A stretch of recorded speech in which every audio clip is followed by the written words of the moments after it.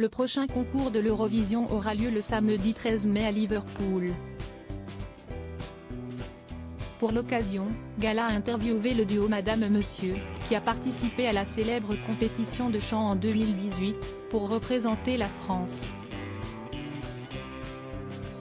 Alors que l'artiste Lazara tentera de décrocher la victoire cette année, aux couleurs du pays d'Edith Piaf, les précédents candidats se sont confiés sur leur expérience, dans nos colonnes.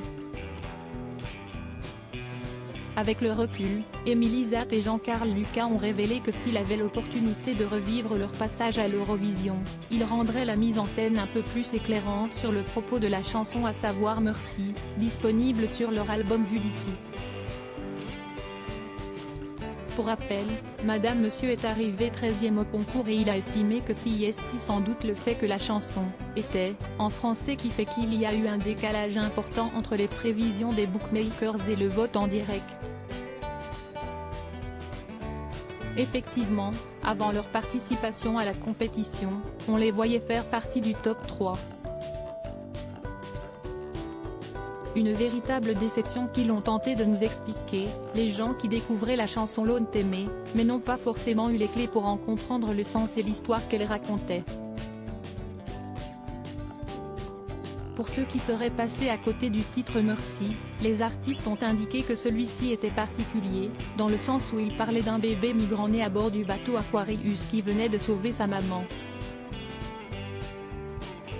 Supérieur à Slimane, Kenji Girac.